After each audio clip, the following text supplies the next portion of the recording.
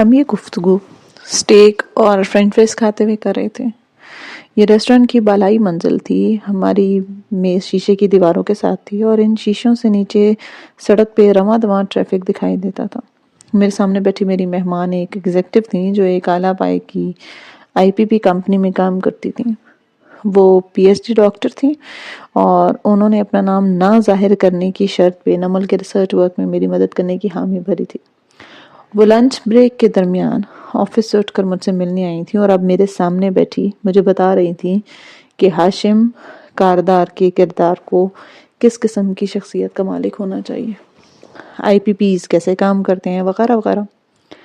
ان کے ہاتھ میں چھری کانٹا تھا اور وہ اسٹیک کے ٹکڑے کاٹتے ہوئے بول رہی تھیں۔ میرے ہاتھ میں نوٹ بک اور قلم تھا لیکن میں ان کی باتوں کو لکھ نہیں رہی تھی، میں بس نوٹ پکڑے بیٹھی چپس کھاتے ہوئے ان کو سن رہی تھی اور وہ دیکھ رہی تھی۔ کیا میری باتیں تمہاری سمجھ میں آ رہی ہیں؟ گفتگو روک کے ایک دم سے انہوں نے مجھ سے پوچھا۔ جی بالکل۔ اچھا، مجھے لگا شاید میری گفتگو بہت خشک ہے اور تم میری آدھی باتیں غور سے نہیں سن رہی۔ وہ مجھے غور سے دیکھتے ہوئے مسکرائیں۔ میں واقعی آپ کی آدھی باتیں سن رہی ہوں، میرے کام کے لیے آدھی باتیں بہت ہیں۔ میں رائٹر ہوں، میں سن کے نہیں لکھتی، میں دیکھ کے لکھتی ہوں۔ وہ حیرت سے مسکرائیں، مگر میں جانتی ہوں وہ میری بات نہیں سمجھی تھی، مگر مجھے اپنی بات سمجھ میں آ گئی تھی۔ میں ان کو دیکھ رہی تھی، وہ جوڑا بناتی تھیں، ان کے کانوں میں ہیرے کے ٹاپس تھے، ہاتھوں میں پھول کی شکل کے ہیروں سے مرصع انگوٹھی۔ میرے ذہن میں یہ دیکھ کے فارس کی مولج ڈاکٹر ایمن کا کردار آیا۔ اس ڈاکٹر کو نا جیسا ہونا چاہیے۔ میں یہ بھی دیکھ رہی تھی کہ ہم ریسٹورنٹ کی بالائی منزل پہ گلاس وال کے ساتھ بیٹھے ہوئے تھے۔ کسی ریسٹورنٹ کی گلاس وال سے شہر کے ٹریفک کو دیکھنا ناول کے مناظر کے لیے ایک اچھی سیٹنگ تھی۔ کیوں نہ سعدی کی فیملی کے پاس بھی ایک ایسا ہی ریسٹورنٹ ہو، وہاں مختلف کرداروں کو اکٹھا کرنا آسان ہوگا۔ بس ٹھیک ہے، ان کو یہ ریسٹورنٹ دے دیتی ہوں۔ میں ذہن میں اسی طرح کے بہت سے نوٹس لکھ رہی تھی۔ لوگوں کو اندازہ نہیں ہوتا کہ وہ جیسے گفتگو خشک گفتگو سمجھتے ہیں، وہ کیسے ایک رائٹر کو لکھنے کے لوازمات عطا کرتی ہے۔ اس وقت میری پوری کہانی میرے ذہن میں نہیں بنی تھی، اس لیے ہم ہاشم کے کردار پہ زیادہ بات نہیں کر سکتے، اور گفتگو کا رخ میری قرآنی تعلیمات کی طرف مڑ گیا۔ ڈاکٹر ایمن، ان کو یہی کہہ لیں۔ انہوں نے مجھے کہا کہ انہوں نے سنا ہے کہ میری کتاب مصحف پڑھ کے بہت سی لڑکیوں نے الہدیٰ میں تعلیم حاصل کرنے کا آغاز کیا ہے۔ ساتھ ہی انہوں نے ڈاکٹر فرحت ہاشمی کے بارے میں توصیفی انداز میں گفتگو کرتے ہوئے مجھ سے مسکراتے ہوئے کہا، وہ تمہارے ادارے کی سربراہ رہی ہیں اور تمہارے کام سے واقف تو ہوں گی نا؟ میں نے مسکرا کے سر ہلایا اور کہا جی۔ ڈاکٹر ایمن پوچھنے لگی، تو کیا تمہاری ان سے ملاقات بلکہ ایک اچھا اسٹوڈنٹ ٹیچر ریلیشن شپ رہا ہے؟ میں جھک کے 2 انگلیوں سے چپس اٹھا کر کھانے لگی۔ زرد سنہری چپس کے کنارے خستہ تھے اور مجھے اچھی طرح یاد ہے کہ میری اسٹیک سے زیادہ ذائقہ دار تھے، کیونکہ اسٹیک ویلڈن تھا، سخت۔ مجھے اندر سے نرم اور ہلکی کچی اسٹیک پسند ہے۔ میں نے ڈاکٹر ایمن کی بات کا جواب دیتے ہوئے پہلے چند لمحے کے لیے توقف کیا۔ ڈاکٹر فرحت ہاشمی میری تفسیر ٹیچر تھی۔ تفسیر کلاسز میں وہ خود نہیں آتی تھی، ان کی ریکارڈنگ اسپیکنگ پہ چلتی تھی، اور البتہ میں نے لائیو بھی چند کورسز پڑھے ہوئے ہیں جیسا کہ دوائی شافی، لیکن ان کورسز میں میرے ساتھ کوئی 1000 لڑکی اور بھی تھی۔ ایسے میں جب کلاس ختم ہوتی تو لڑکیاں قطار کی صورت میں اسٹیج پہ جا کے ڈاکٹر فرحت سے ملا کرتی تھیں۔ جو آپ کو قرآن پڑھائے، جس کی وجہ سے آپ کے دل کا رخ بدلے، وہ آپ کو بہت ہی پیارا ہو جاتا ہے نا۔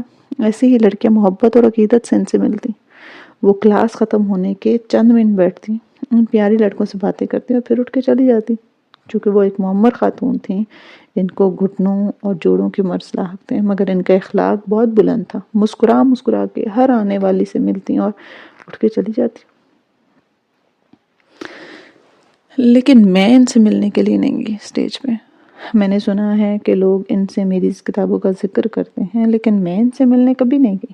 نہ میں نے ان کا نمبر لیا، نہ ان کو کبھی ای میل کی۔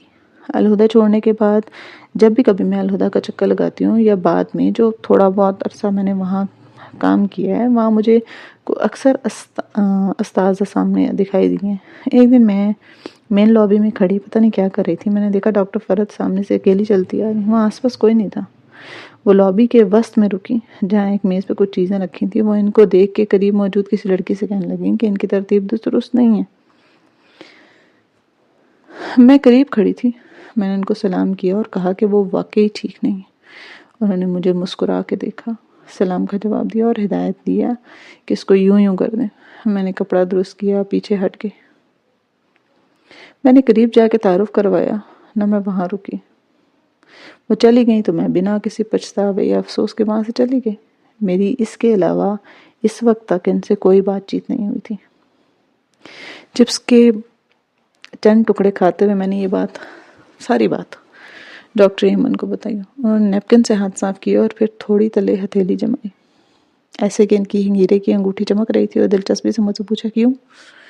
تم نے کبھی ان سے ملنے یا بات کرنے کی کوشش کیوں نہیں کی؟ وہ ایک سیلیبریٹی ہیں، لوگ تو چاہتے ہیں کہ سیلیبریٹیز ان کو جانیں، ان کو یاد رکھیں. میں بھی ان لوگوں میں سے ہوں جو استاذہ کے قریب ہونا چاہتے ہیں. میں بھی ان کے فون کی کانٹیکٹ لسٹ میں آنا چاہتی ہوں، لیکن میں خود سے ان کے قریب جانے کی کوشش نہیں کرتی. کیوں؟ تمہیں لگتا ہے وہ تمہیں نوٹس نہیں کریں گے یا وہ تمہیں اگنور کریں گے؟ تمہیں ریجیکشن کا ڈر ہے؟ ڈاکٹر ایمن آنکھوں میں چمک لیے دلچسپی سے پوچھ رہی تھی. جب میں فارس کی ڈاکٹر کا کردار لکھوں گی نا تو اس کی آنکھوں کی چمک کا ذکر ضرور کروں گی. ذہن نے ایک اور نوٹ لکھ لیا.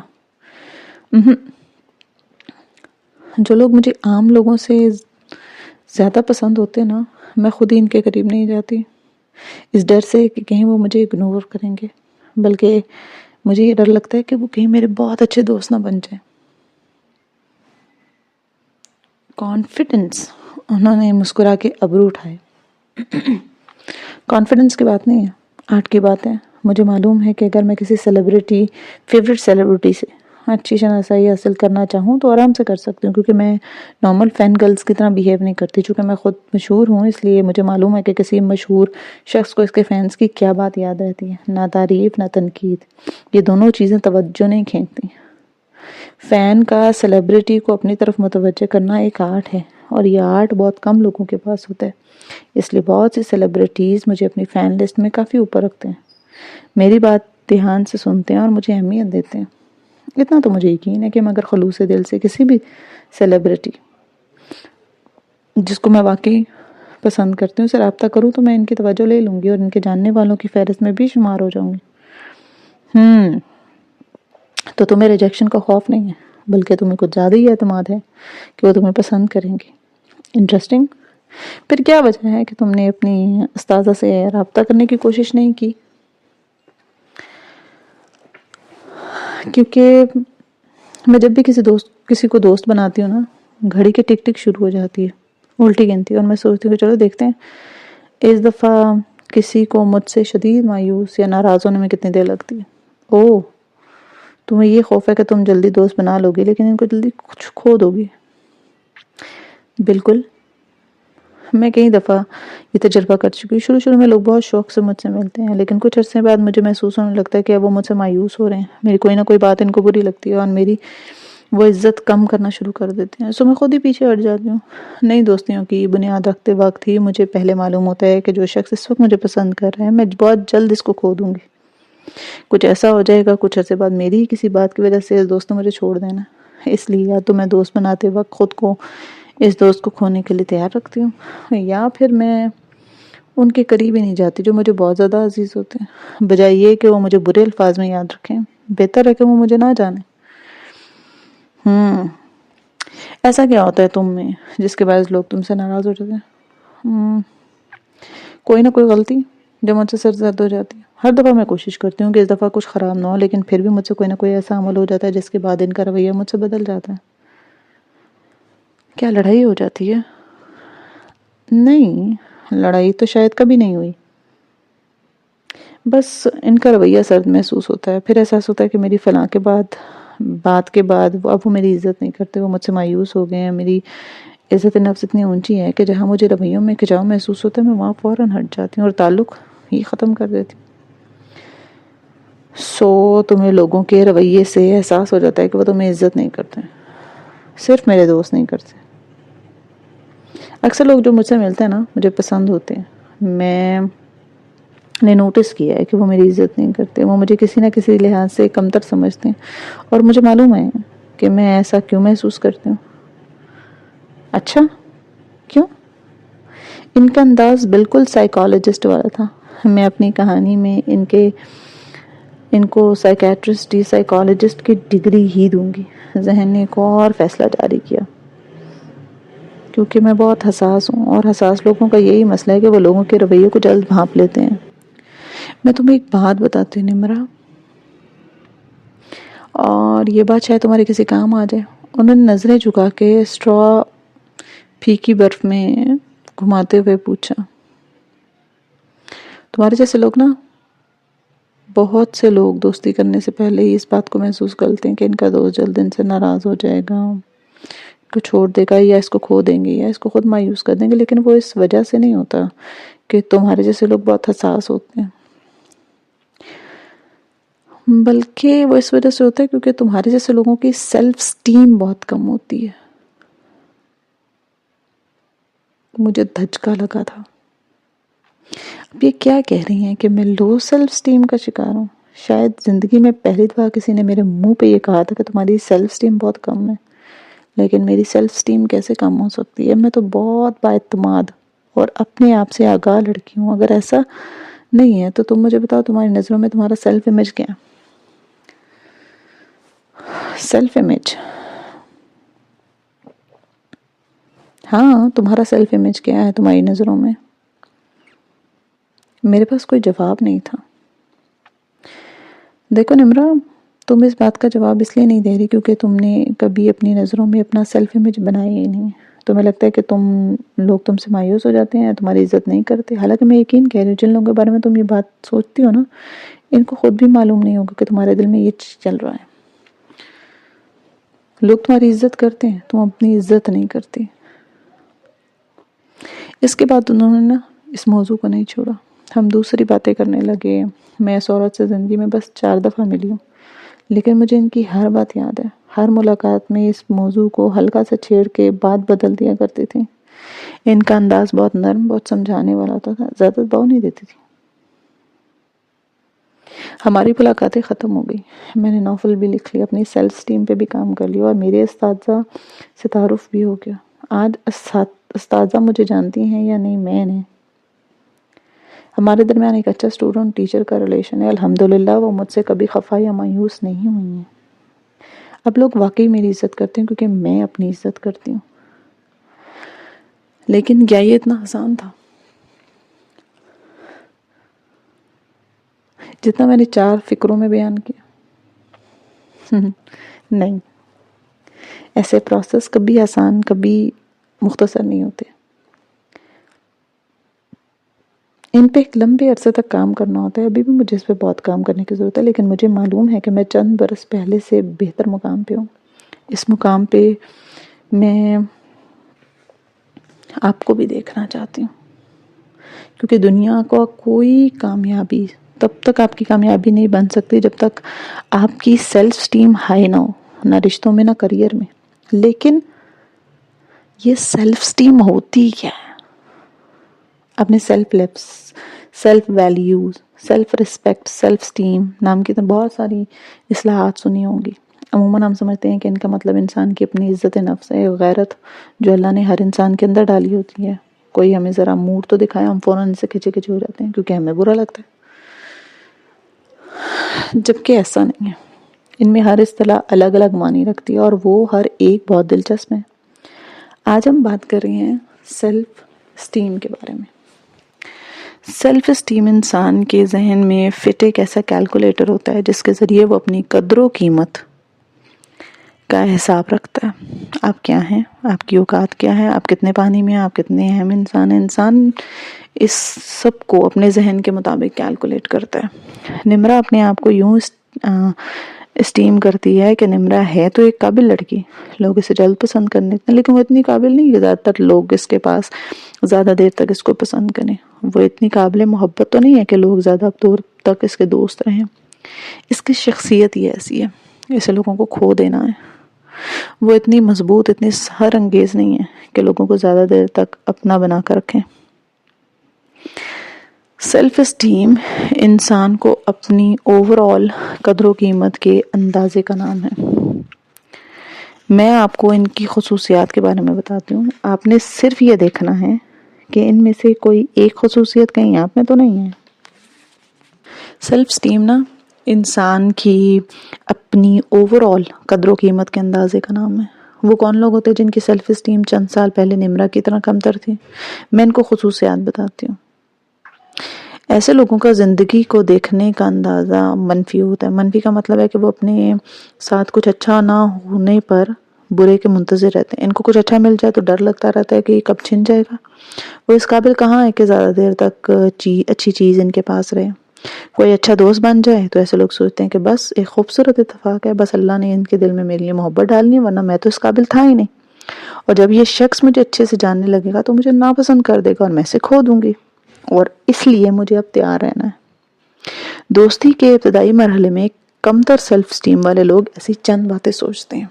ایسے لوگ اعتماد کی کمی کا شکار ہوتے ہیں۔ وہ دوسروں کی آراء سے، ان کے اختلاف سے ڈرتے ہیں کہ یہ شخص ان سے ناراض ہو جائے گا، اور وہ اپنی آراء کا اظہار کچھ لوگوں کے سامنے کر لیں گے، لیکن دو طرح کے لوگوں کے سامنے نہیں کریں گے۔ ایک وہ جن سے ڈرتے ہیں اور دوسرے وہ جن سے بے پناہ محبت کرتے ہیں، کیونکہ وہ ان کو کھونے سے ڈرتے ہیں۔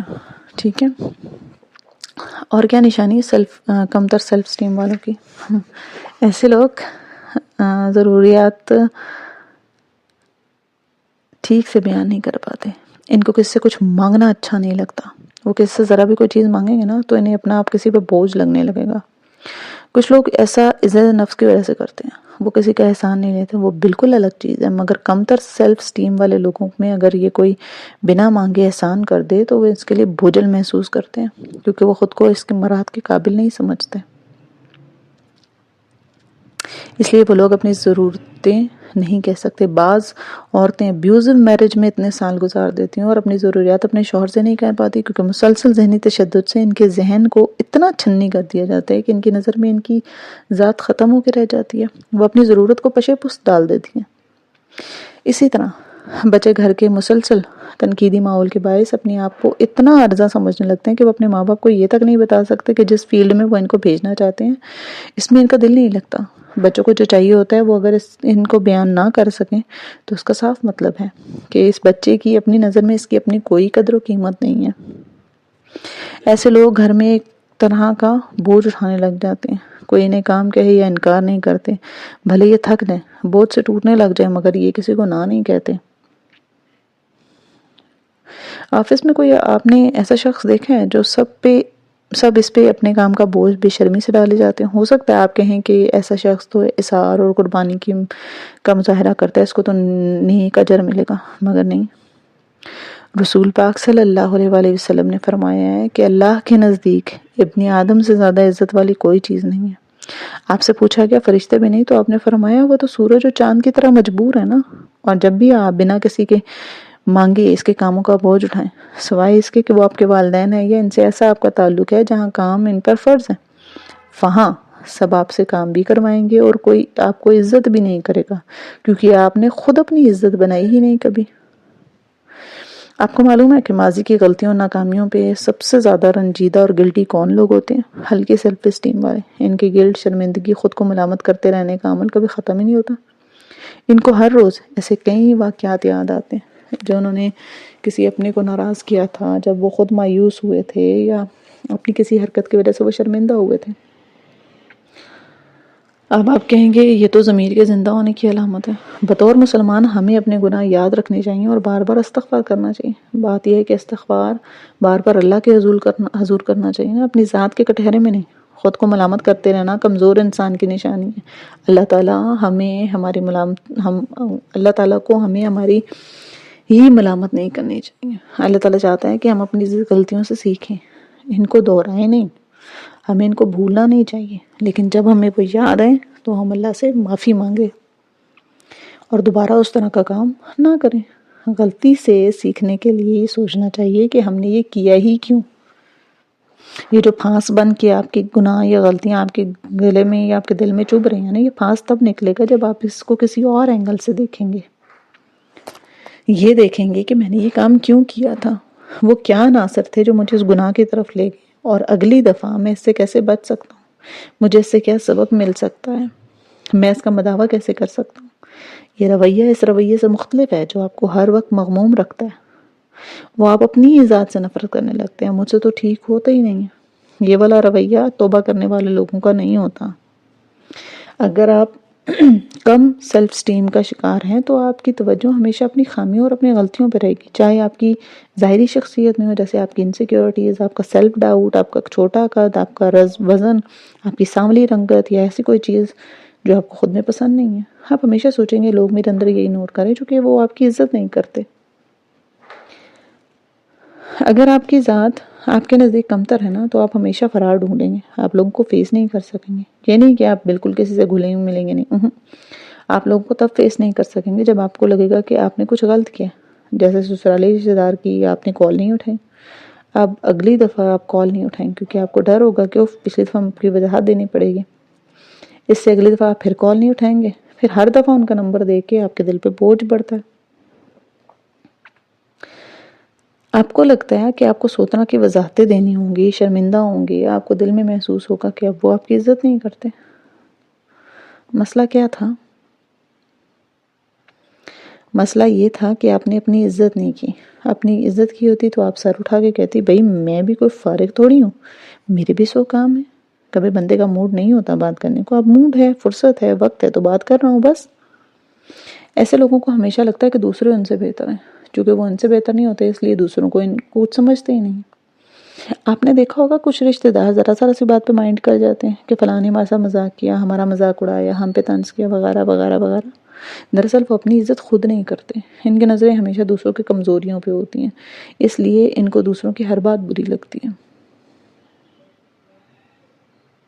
اور کیا نشانی ہے کمتر سیلف اسٹیم والے شخص کی؟ ایسے لوگوں کو نا ہمیشہ ڈر رہتا ہے ناکامی کا، انجانی چیز کا۔ اس کو کہتے ہیں fear of unknown, fear of unknown. یہ کوئی بڑا رسک لینے سے ڈرتے ہیں، انہیں پتہ نہیں ہوتا کہ کیا ہو جائے گا۔ میں بھی نا ایک زمانے میں اپنے ناول میں کوئی بولڈ ٹاپک چننے سے ڈرتی تھی کہ پتہ نہیں میں اس قابل ہوں بھی کہ نہیں۔ سیلف ڈاؤٹ بھی اس کمتر سیلف اسٹیم سے جنم لیتا ہے، اور یہ کمتر سیلف اسٹیم خود کس چیز سے جنم لیتی ہے؟ یہ عموماً بچپن سے شروع ہوتی ہے یا پھر کسی خاص ماحول کی دین ہوتی ہے۔ بعض دفعہ ٹاکسک لوگوں کی دوستی اور ان کا رویہ ہوتا ہے۔ آپ اپنے آپ کو کمتر محسوس کرنے لگتے ہیں۔ مسلسل ذہنی دباؤ آپ کو یہ ماننے پہ مجبور کرتا ہے کہ آپ واقعی اتنے برے ہیں جتنا کوئی آپ کو سمجھ رہا ہے۔ بعض اوقات کوئی بیماری، کوئی ڈپریشن کا فیز یا کوئی حادثہ جو آپ کی خوشیاں نکل لیں، آپ کی ذات کی قدر و قیمت آپ کی نظروں میں کم کر دیتا ہے۔ بعض دفعہ کمتر مالی حالات بھی آپ کو احساس سے کمتری کا شکار کرتے ہیں۔ ماضی میں کسی نے آپ کو ٹھکرایا ہو، آپ کی ذات کی نفی کی ہوئی، یہ چیزیں بھی آپ کا سیلف امیج متاثر کرتی ہیں۔ اور اگر یہ سب نہ ہو تو انسان کا مسئلہ یہ ہوتا ہے کہ اس نے اپنے لیے اتنے اونچے معیار طے کیے ہوتے ہیں کہ جن تک وہ محنت کرے بھی نہ تو نہیں پہنچ پاتا، اور ناکامی اس کو اپنے بارے میں کمتر محسوس کرواتی ہے۔ اگر آپ کی سیلف اسٹیم کم ہے تو آپ کیا کرتے ہیں؟ آپ خود کو چھپاتے ہیں، چھپا کے فرار ڈھونڈتے ہیں۔ آپ کا اعتماد کم ہو جاتا ہے، آپ لوگوں کے ساتھ گھلنا ملنا کم کرتے ہیں، آپ نئی چیزیں نہیں کرتے کیونکہ آپ ان کے ساتھ کمفرٹیبل نہیں ہوتے۔ ہر وقت آپ اپنے بارے میں کانشیس رہتے ہیں، آپ خود کو چیلنج نہیں دیتے ہیں، آپ ڈل روکھے ہو جاتے ہیں۔ میں نے زندگی کئی سال ڈل اور روکھے پھیکے گزارے ہیں، سو مجھے معلوم ہے کہ کمتر سیلف اسٹیم اور اپنی ذات سے پیار نہ کرنا انسان کے لیے کتنا نقصان دہ ہوتا ہے۔ آپ کو ہر کام میں فرار چاہیے تھی، آپ کو مصیبت کا مقابلہ نہ کرنا پڑے، بس مصیبت ٹل جائے، آپ کو کسی کے سامنے کچھ کہنا پڑے، کوئی اور آپ کے لیے بولے، کوئی اور آپ کے لیے لڑے، بس آپ محفوظ رہیں۔ اور فرار آپ کو محسوس کرواتا ہے۔ کتنا اوپر لانا چاہیے اپنی سیلف اسٹیم کو؟ آپ کو کون لوگ شدید ناپسند ہوتے ہیں؟ بہت فخر کرنے والے، بہت اترانے والے، بہت اکڑنے والے، خود کو کوئی بڑی چیز سمجھنے والے، ایسے لوگ مغرور لوگوں کو نرگسی لوگ کہا جاتا ہے، نارسسٹ۔ ان کی سیلف اسٹیم اتنی ہائی ہوتی ہے کہ حد نہیں ہے، یہ سمجھتے ہیں کہ ان کی ذات بہت ہی اعلیٰ و عرفہ ہے، سو ان کے لیے سب جائز ہے. یہ دوسروں کی فیلنگز کو ہرٹ کرتے ہیں, کسی کو پیروں تلے رون دیں, بھئی ان کے لیے سب جائز ہے. یہ غرور نہیں ہے, یہ آپ نے اپنے اندر پیدا نہیں کرنا, آپ نے بس اپنی سیلف اسٹیم کو تھوڑا اونچا کرنا. اونچی سیلف اسٹیم والے لوگ نرم ہوتے ہیں, عاجز ہوتے ہیں, ان سے محبت ہو جایا کرتی ہے, ان کی شخصیت سحر انگیز ہوتی ہے, مگر ان سے کسی کو خوف نہیں ہوتی. مغرور لوگوں سے خوف ہوتی ہے. اور حقیقت کیا ہے؟ آپ کی حقیقت کیا ہے؟ آئیے ایک دفعہ پھر لوٹتے ہیں اپنے اصل کی طرف. اللہ تعالیٰ سورہ بنی اسرائیل میں فرماتا ہے اور ہم نے بخشی ہے بنی آدم کو عزت. یہاں اللہ تعالیٰ نے کرم کا لفظ استعمال کیا, یعنی ہم نے بنی آدم کو کریم بنایا ہے. کریم یعنی نوبل. اور رسول پاک صلی اللہ علیہ وآلہ وسلم نے فرمایا کہ یوسف بن یعقوب بن اسحاق بن ابراہیم خلیل الرحمن کریم بن کریم بن کریم بن کریم تھے. جب میں نے یہ حدیث پڑھی نا, یہ ہے جی البخاری کتاب المناقب, تو میں نے سوچا کہ یوسف علیہ السلام سب سے زیادہ عزت دار کیوں تھے؟ ان کی وہ خصوصیات کیوں تھی جو ان کو کیا تھیں جو ان کو باعزت بناتی تھی؟ کیا صرف ان کے آباء و اجداد کا نبی ہونا؟ اگر ہمیں اپنی سیلف اسٹیم اس لیول پہ لے کر جانی ہے جہاں ہم اپنی نظروں میں بھی کریم یعنی عزت دار ہو جاتے ہیں, تو اس کے لیے ہمیں اپنے والد یوسف علیہ السلام کی زندگی کو اور سے دیکھنا ہوگا نا. یوسف علیہ السلام کا قصہ ہم بچپن سے سنتے آ رہے ہیں. یہ قرآن کے قصہ جات میں عموماً بہت دلچسپی سے سننا چاہتا ہے, کیونکہ اس میں ماڈرن زمانے کی کہانیوں کے تمام عناصر موجود ہیں. محبت ہے, نفرت ہے, حسد ہے, سازش, اور پھر آخر میں مثبت اور منفی کرداروں کا ایک گرینڈ شو. یوسف علیہ السلام کے والد یعقوب علیہ السلام کو اپنے بیٹے سے بے حد محبت تھی. عزیز مصر کی بیوی بھی یوسف علیہ السلام سے محبت کرتی تھی. یوسف علیہ السلام کو ان کے بھائیوں کو ان سے حسد تھا. انہوں نے سازش کر کے یوسف کو اپنے باپ کی نظروں سے دور کیا. مصر میں بھی یوسف علیہ السلام کے ساتھ کئی زیادتیاں ہوئیں. جب انہوں نے عزیز مصر کی بیوی کے غیر اخلاقی دعوت نامے کو قبول نہیں کیا تو اس نے ان کو قید میں ڈال دیا. لیکن آخر میں یوسف علیہ السلام کو اللہ تعالیٰ نے ایک عزت دار عہدے پر پہنچایا, اور ان کی کہانی کے تمام کردار وہاں جمع ہوئے اور سب ان کے آگے تعظیماً جھکے. یہ ہے اس واقعے کا مختصر سا حوال. اب اس واقعے کو ایک دوسری نظر سے دیکھتے ہیں. یوسف علیہ السلام کے بارے میں ہم بچپن سے کیا پڑھتے آ رہے ہیں کہ وہ بہت حسین و جمیل تھے. قرآن میں البتہ اللہ تعالیٰ نے ان کے حسن کے بارے میں کچھ نہیں کہا, صرف مصر کی عورتوں کا تبصرہ سنا ہے کہ جب انہوں نے یوسف کو دیکھا تو انہوں نے حیرت سے بولی کہ یہ تو کوئی فرشتہ ہے. یوسف کو اس دنیا کا آدھا حسن قرار دیا گیا, لیکن قرآن میں اللہ تعالیٰ نے یوسف کی دوسری خوبیوں کا تذکرہ کیا, حسن کا تذکرہ نہیں کیا. یوسف علیہ السلام کی کہانی کو قدم با قدم دیکھتے ہیں. یوسف علیہ السلام اپنے بچپن سے ہی اپنے باپ کو سب سے زیادہ محبوب تھے. اس شے نے دوسرے بھائیوں کے دلوں میں ان کے لیے حسد ڈالا تھا. جب آپ کسی ایسے خاندان سے تعلق رکھتے ہو نا جہاں آپ کا سسرال ایسا ہو, جہاں لوگ آپ سے ملتے جلتے ہوں اور ہر وقت آپ کو برا ثابت کرنے کی کوشش کرتے ہیں, ایسے میں اللہ تعالیٰ آپ کو ایسے موقع فراہم دیتا ہے جن میں آپ کو زیادہ عزت مل سکتی ہے, بشرطیہ آپ ان موقعوں کو پہچانیں اور اپنی عزت کروائیں. اللہ کسی قوم کی حالت اس وقت تک نہیں بدلتا جب تک وہ اپنی حالت خود نہیں بدلتا. کیا آپ ان موقعوں سے فائدہ اٹھاتے ہیں, یا آپ خود ترسی کا شکار ان رشتہ داروں کی باتوں پہ گڑتے رہتے ہیں اور ان کی سازشوں کا جواب دینے میں خود ہی کو الجھائے رکھتے ہیں؟ اگر آپ ان کے لیول پہ اتر جائیں تو اپنی عزت بڑھانے کا موقع کھو دیں گے نا. یوسف علیہ السلام کی عزت کیسے بڑھی تھی؟ ان کے سچ سے. انہوں نے خواب دیکھا اور ٹھیک ٹھاک اسے جا کے اپنے باپ کو سنا دیا. باپ نے منع کیا کہ اپنے بھائیوں کو نہ سنانا. کیوں نہ سنانا؟ کیونکہ اگر ایک ہائی ویلیو انسان بننا ہے تو آپ کی کچھ حدود ہونی چاہیے نا. آپ کے جذبات آپ کی آستین سے نہیں لپٹے ہونے چاہیے کہ جس سے ہاتھ ملاؤ اس کو اپنے جذبات کھول کے دکھاؤ.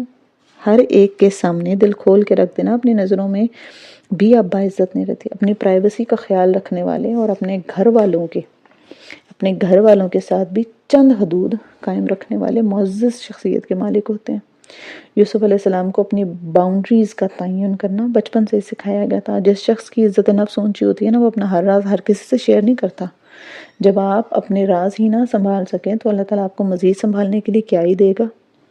اللہ تعالیٰ جب آپ کو کوئی راز تماتا ہے نا تو وہ آپ کا امتحان ہوتا ہے کہ آپ اس کو سنبھال کے اگلے راز کے عطا ہونے کے حقدار بنتے ہیں یا نہیں. اپنی نظروں میں باعزت ہونے کا پہلا اصول ہے اپنی پرائیویسی کا دھیان رکھنا. یوسف کے قصے میں آگے بڑھیں. ایک بچے کو گھر بدر کر کے کنویں میں پھینک دیا گیا. وہاں سے اس کو ایک قافلہ لے جاتا ہے، چند پیسوں کے عوض اس کو فروخت کرتا ہے. چونکہ بچہ بہت پیارا تھا، اچھے خاندان کا بھی لگتا تھا، تو وہ ایک جیسے لوگ ایک دوسرے کو اٹریکٹ کرتے ہیں نا. شہر کے عزیز نے اس بچے کو خرید لیا، اپنے پاس رکھا. آپ نے پوری سورہ یوسف میں کہیں نہیں پڑھا ہوگا کہ یوسف علیہ السلام نے اس نئے شہر میں کسی کے پاس اپنے دکھوں کی داستان رکھی ہو، خود ترسی سے بھری گفتگو کی ہو، آہیں بھری ہوں، رونا رویا ہو، یا اپنے گھر والوں کی جدائی میں رو رو کے خود کو ایک بیکار انسان بنا دیا ہو. یعقوب علیہ السلام کے غم کا ذکر ملتا ہے. ان کا غم مختلف تھا، مگر یوسف کا ذکر آپ کو ان کے آنسوؤں کی زبانی کہیں نہیں ملے گا. کیا یوسف علیہ السلام کو غم نہیں تھا، لیکن انہوں نے اپنے غم کو پبلک نہیں کیا، اس کا اشتہار نہیں لگایا، اس غم کو دل میں دبائے رکھا. سو اللہ تعالیٰ نے بھی قرآن میں ان کے غم کو ایسے ہی بیان کیا جیسے یعقوب علیہ السلام کے غم کو کیا. یا یہ مطلب ہرگز نہیں ہے کہ یعقوب علیہ السلام نے اپنے غم میں رو کے کوئی غلط کام کیا. یعقوب علیہ السلام کا غم مختلف تھا. ان کا غم یہ تھا کہ ان کے بیٹوں نے ایک معصوم کے ساتھ ظلم کیا. ان کا غم اپنے ایک بیٹے کی موت اور 10 بیٹوں کی آخرت کی بظاہر تباہی دے نظر آنے کا غم تھا. جس شخص کو اپنی قدر و قیمت کا اندازہ ہوتا ہے وہ جانتا ہے مجھے کہاں اپنے غم کا اظہار کرنا اور کہاں نہیں کرنا. یوسف علیہ السلام ایک نئے شہر میں بطور غلام رہ رہے تھے. انہوں نے اپنے غموں کا اشتہار نہیں کیا کیونکہ یہ ایک ایسی جگہ تھی جہاں ان کا کوئی اپنا تھا ہی نہیں. عزت دار انسان اپنوں اور غیروں کا فرق خوب سمجھتا ہے. وہ اپنے اصل کو نہیں بھولتا. اپنی سیلف اسٹیم کو بہتر کرنے کے لیے وہ اپنے اصل کو نہیں بھولنا چاہیے، اس پہ شرمندہ نہیں ہونا چاہیے. اگر آپ کے والدین کا تعلق نا کسی گاؤں سے ہے، اگر آپ کی والدہ پڑھی لکھی نہیں ہے یا آپ آج بھی عید کرنے گاؤں جاتے ہیں، تو یہ بات دوستوں سے چھپانے کی نہیں ہے. آپ کی ان باتوں کو اون کرنے کی ضرورت ہے. اپنے اصل پہ کبھی شرمندہ نہ ہو بلکہ فخر کریں. ہر انسان کے والدین کا تعلق پیچھے سے کسی نہ کسی گاؤں سے ہوتا ہے. کسی کے والدین اگر ساری عمر شہروں میں رہے ہیں تو ان کے دادا یا ان کا بھی کوئی گاؤں تو ہوگا نا. آپ دنیا کے کسی ملک یا کسی کلچر میں چلے جائیں، آپ کو اپنا علاقہ، اپنی جڑیں نہیں بھولانی چاہیے. کسی دوسرے ماحول میں جا کے ان کے رنگ میں رنگا نہیں جاتا. جیسے آپ کسی بہت ماڈرن رشتہ دار کی شادی میں جاتے ہیں، ٹھیک ہے، اور ان کے ہاں دولت، رنگوں، روشنیوں کی بہار دیکھ کر آپ کم محسوس ہونا، تو آپ سیریسلی اپنی سیلف اسٹیم پہ کام کریں. نہ آپ نے ان جیسا بننے کی کوشش کرنی ہے، نہ اپنے آپ کو کمتر سمجھنا ہے. آپ کے ذہن میں آپ ایک اپنا پرسنالٹی اسکیچ، اپنی ویلیوز، اپنی حدود کا ٹھیک ٹھاک اندازہ ہونا چاہیے. یہ کام ہے جو آپ کر سکتے ہیں، یہ کام ہے جو آپ نہیں کر سکتے. آپ کی کچھ باؤنڈریز ہونی چاہیے. آپ کسی کو خوش کرنے کے لیے اپنے اصولوں کو نہ توڑیں. اس کے علاوہ یوسف علیہ السلام میں اور کیا تھا جو ان کو باعزت بناتا تھا؟ اللہ تعالیٰ نے آگے بیان کیا. انہوں نے یوسف علیہ السلام کو مصر میں آباد کیا، ان کو تعویل الاحادیث کا علم سکھایا، ان کو علم اور حکمت عطا کی. تعویل الاحادیث سے کیا مراد ہے؟ باتوں کی گہرائی میں جا کر ان کے معنی ڈھونڈنے کا علم. جیسے خوابوں کی تعبیر، خواب میں عموماً علامتیں نظر آتی ہیں، کیا چیز کس واقعے کی طرف اشارہ کرتی ہے، یہ سمجھنا ہر انسان کے بس کی بات نہیں ہوتی نا.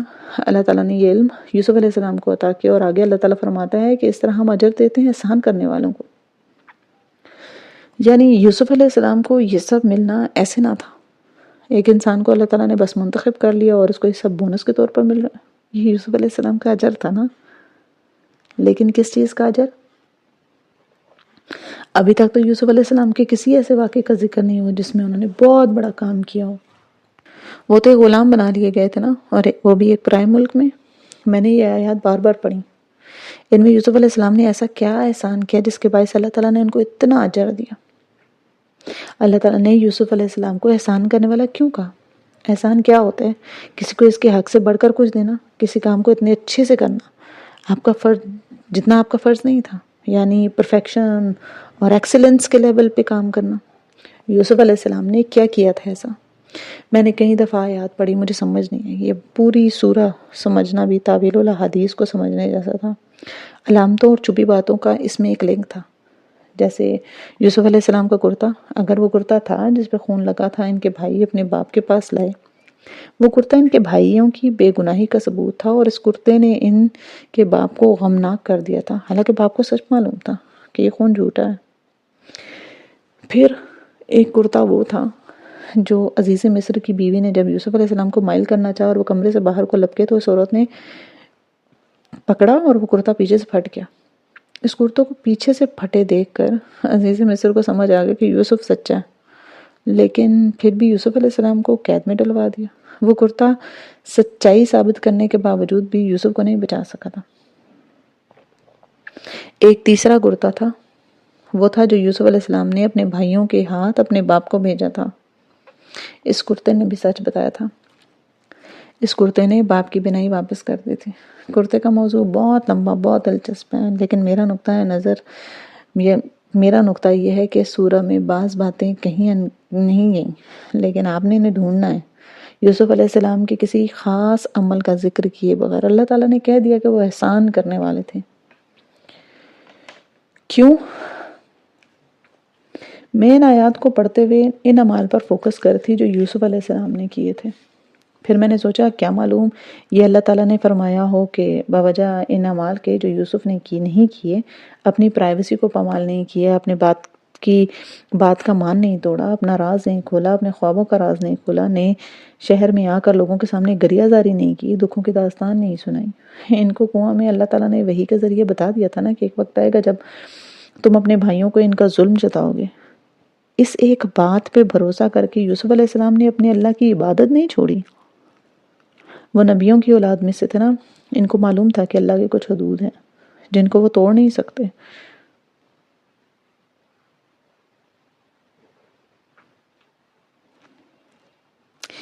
کیوں عزیز مصر جب ان کو خرید کے گھر لائے تو اس نے اپنی بیوی سے کہا، قرآن میں بیان ہے کہ اس کو رکھو عزت و اکرام سے، شاید یہ ہمیں فائدہ دے یا ہم بنا لیں اس کو اپنا بیٹا۔ آپ نے نوٹس کیا یہاں پہ بھی وہی لفظ استعمال ہوا ہے، کرم، یعنی اس کو تکریم سے رکھو، عزت سے رکھو۔ یوسف علیہ السلام کو اس شخص نے عزت دی۔ اس کے اس عمل کی وجہ سے یوسف کتنے سال اس گھر میں ٹکے رہے۔ انہوں نے اللہ کے فیصلے کو مانا، اپنے ملک میں اپنی جگہ بنانے کی کوشش کی، اپنے مالک کے ساتھ احسان کیا۔ یقیناً یوسف علیہ السلام اپنے مالک کے کام کو بہترین طور پر کرتے ہوں گے، وہ خیانت نہیں کرتے ہوں گے، کیونکہ اس شخص نے یوسف علیہ السلام کو اپنے گھر میں پناہ دی تھی نا، جب ان کے اپنے بھائیوں نے ان کو کنویں میں پھینک دیا تھا۔ یوسف علیہ السلام نے اس شخص کا احسان یاد رکھا نا اور اس کا بدلہ دینے کی کوشش کی۔ احسان کا بدلہ احسان کے سوا کچھ نہیں ہے۔ یہ چیز آپ کو سیلف اسٹیم بڑھانے کے لیے بہت ضروری ہے۔ آپ نے اپنا مقام پہچاننا ہے۔ جس کو اللہ نے عزت دی ہے آپ بھی اس کو عزت دیں، یعنی جس کو آپ سے اوپر کا کوئی درجہ دیا نا، اس کو اس کے درجے کی عزت دیں۔ جو آپ کی عزت ہے اس کو مزید عزت دیں۔ عزت دلواتی ہے۔ کم اسٹیم والے لوگ ایسا نہیں کر سکتے نا۔ ان کو کوئی اچھا شخص مل جائے تو وہ سمجھتے ہیں کہ ہم اس قابل نہیں تھے، وہ جلد یا بدیر ہم اس کو کھو دیں گے۔ اس خلاف اور خوف اور انسیکیورٹی کے ہاتھوں وہ اپنی ہی حرکتوں سے اس شخص کو کھو دیتے ہیں۔ یوسف علیہ السلام نے ایسا نہیں کیا تھا۔ ان کو اپنی قدر و قیمت کا بھی اندازہ تھا اور مالک کے احسان کا بھی۔ ان کو یہ خوف نہیں تھا کہ وہ اسے کھو دیں گے یا یہ کہ وہ انہیں گھر سے نکال دیں گے۔ انہوں نے ایمانداری سے کام لیا۔ میں نے نوٹس کیا ہے کہ یوسف علیہ السلام اپنے مالک سے ایک بہت ہی ہیلدی ریلیشن شپ میں تھے۔ اپنی سیلف اسٹیم بہتر کرنے کے لیے دوسروں کی قدر و قیمت کو سمجھنا ضروری ہوتا ہے۔ جب عزیز کی بیوی نے یوسف کو مائل کرنا چاہا اور اکیلے کمرے میں کہا کہ میری طرف آؤ، تو یوسف علیہ السلام نے انہوں نے کہا معاذ اللہ، وہ میرے یہاں کہاں ہیں؟ اس نے مجھے بہت اچھے سے رکھا اور اللہ ظلم کرنے والوں کو کامیاب نہیں کرتا۔ یہاں آقا کے لیے رب کا لفظ استعمال ہوا۔ اس سورہ میں مالک کے لیے اکثر یہی لفظ استعمال ہوتا ہے۔ یہ سورہ انسانوں میں سے ایک کریم انسان کے نام کی صورت ہے۔ جس کو عزت چاہیے اس کو اپنے بڑوں یا اپنے اوپر تعینات عہدیداروں کی عزت کرنی ہوگی، نہ اپنی قدر و قیمت بلانی ہے نہ دوسروں کی۔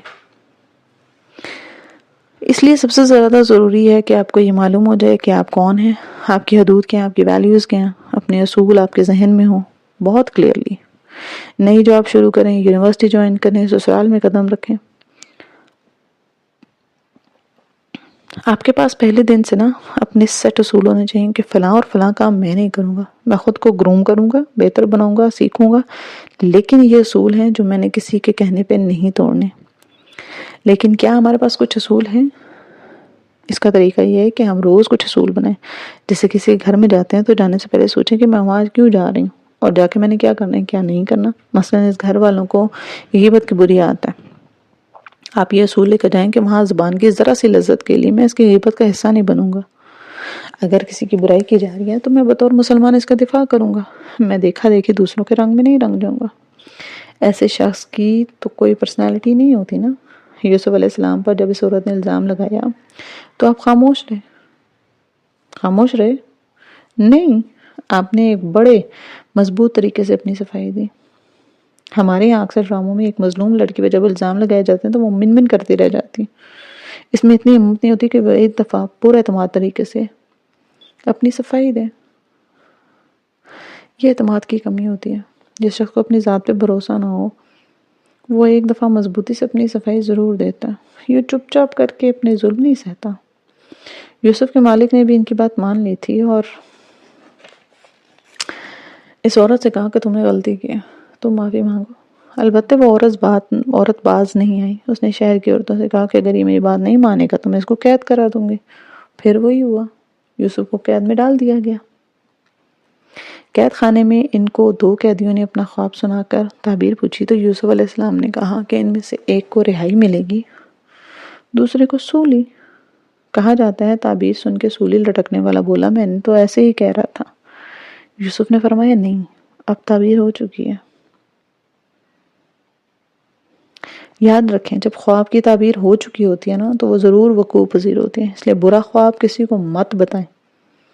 جس شخص نے رہا ہونا تھا اس کو یوسف علیہ السلام نے کہا کہ اپنے مالک سے میرا ذکر کرنا. وہ بادشاہ کا ساقی ہے نا. کئی سال بعد اس کو یاد آیا اور بادشاہ کے ایک خواب کے سلسلے میں وہ یوسف کے پاس آیا.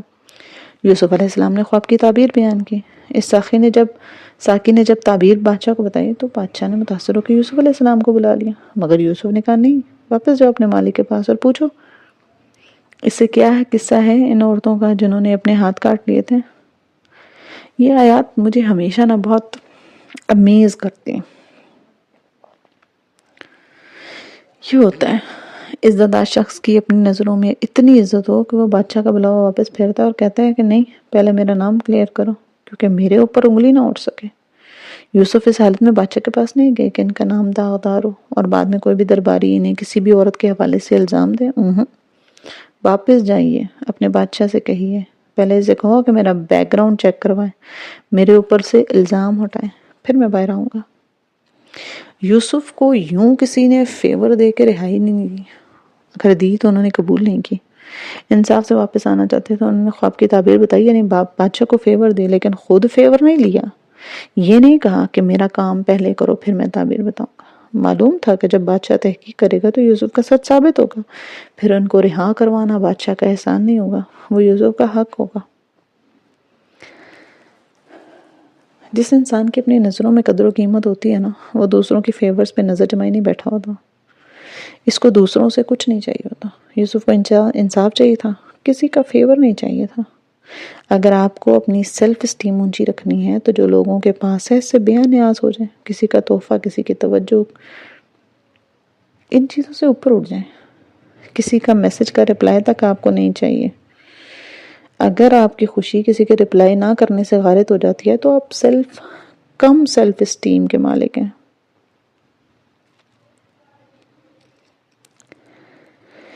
ہم نے اب تک یہ سمجھا کہ یوسف علیہ السلام چاہے غلامی میں تھے چاہے قید میں تھے، انہوں نے خود کو دوسروں کے رنگ میں رنگا نہیں. کسی اور کو اپنی فیورز کے لیے امید نہیں رکھی، حدودیں نہیں توڑی، اپنا مقام نہیں بھلایا. ان کو اپنی کمزوریوں کا احساس تھا، اپنے اوپر لگے ہوئے الزام سے خود کو لاحق خطرے کا احساس تھا، لیکن ساتھ ساتھ یوسف کو اپنی قوت کا احساس بھی تھا. جب یوسف کی سچائی ثابت ہوئی نا اور بادشاہ نے ان کو اپنا مصاحب خاص بنانا چاہا تو یوسف علیہ السلام نے بادشاہ کو کہا کہ مجھے خزانے کا نگہبان مقرر کریں. میں حفاظت کرنے والا بھی ہوں اور علم رکھنے والا بھی ہوں. یوسف علیہ السلام نے اپنی ایسی 2 خصوصیات بنائی جو بادشاہ کے سامنے ثابت بھی ہو چکے تھے. جس شخص نے اپنے مالک کے پیچھے اس کی خیانت نہیں کی اور جس نے مالک کو خواب کی تعبیر بتا کر اس کو قحط سالی سے نکلنے کا اچھا مشورہ دیا، وہ حفاظت کرنے والا بھی تھا اور اس کے پاس علم بھی تھا. یہ ہوتا ہے اپنی قدر و قیمت کا درست اندازہ لگانا.